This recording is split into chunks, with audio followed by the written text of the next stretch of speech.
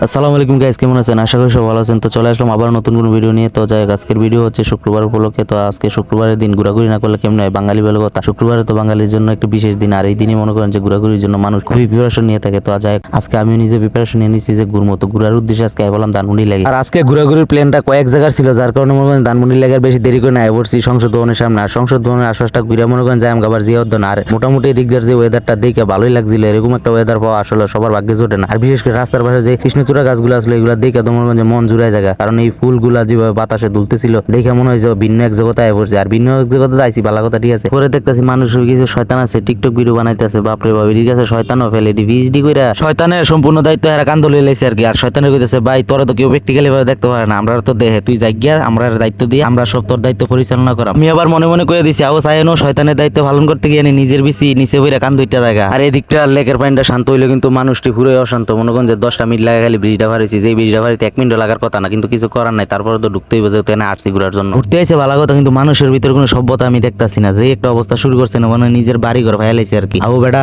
বাড়ি ঘর তো মানুষ এরকম করে না, তোমরা যা শুরু করছো। যাই হোক, ঘুরতে আইছে ঘুরি, তারপরও দেখি কোনো মেয়ে মানুষের মন নি করতে পারি চুরি। কেমনে করাম চুরি? ফাইনা তো এমন মনের মতো কোনো ফুরি। আর পাইলেও কি লাভ যদি মারে বিশ্বাসঘাতকতার ছুরি। জাগা ঘুরতে আইছি ঘুরি, এত চিন্তা করে আমি খা মরি। এদিকটা চিন্তা করতেছিলাম যে একটু নিরিবিলি পরিবেশ কই পাওয়া যায়, কারণ এখানে তো মানুষের অনেক বেশি রমাগম। তো যাই এই চিন্তা করে সে বললাম জিয়াউদ্দিনের পশ্চিম পাশে। আর এখানে এসে মোটামুটি নিরিবিলি পরিবেশটা ভাই আরো বেশি ভালো লাগতেছিল। আর বিশেষ করে এখানে যে সতেজ নিঃশ্বাসটা নিতে পারতেছি, এটা এতক্ষণ পাচ্ছিলাম না। তো যাই হোক, এরকম একটা পরিবেশ পাওয়াটা আমার কাছে অনেকটাই ভালো লাগতেছে। আর ওইখানে দেখেন মানুষের কি রমাগম, যার কারণে আমার কাছে খুবই বিরক্তিকর লাগছিল। এই জন্য চলে আসছি নিরিবিলি পরিবেশ। আর এখানে এসে মোটামুটি পরিবেশটা ভালো লাগছিল, কারণ এতক্ষণ খুবই একটা জঘন্য জায়গায় ছিলাম, যে জায়গায় আমার মাইন্ডসেটটা পুরোই চেঞ্জ হয়ে গেছিল। কারণ মানুষের এত ভিড় ছিল যে আমার ওই জায়গায় থাকার মতো কোনো পরিস্থিতি ছিল না। তো যাই হোক, এই নিরিবিলি পরিবেশ আইসা মোটামুটি ভালোই লাগতেছিল, কারণ ওই জায়গায় আমার দম একদম বন্ধ হয়ে আসছে। তো এখানকার সময়টা ভালো কাটুক এই প্রত্যাশা রেখে আজকের মতো বিদায় নিতে যাচ্ছি। তো যাই হোক, যারা আমার পেজটা এখনো ফলো দেন নাই, ফলো দিয়ে নতুন নতুন ভিডিও পেতে পাশে থাকবেন। আর লাইক কমেন্ট করে জানাবেন কে কোথায় থেকে দেখছেন। আজকের মতো এখান থেকে বিদায় নিচ্ছি, পরবর্তী নতুন ভিডিওতে আবার আপনাদের সাথে দেখা হবে। সেই পর্যন্ত সবাই ভালো থাকবেন, সুস্থ থাকবেন, আল্লাহ হাফেজ।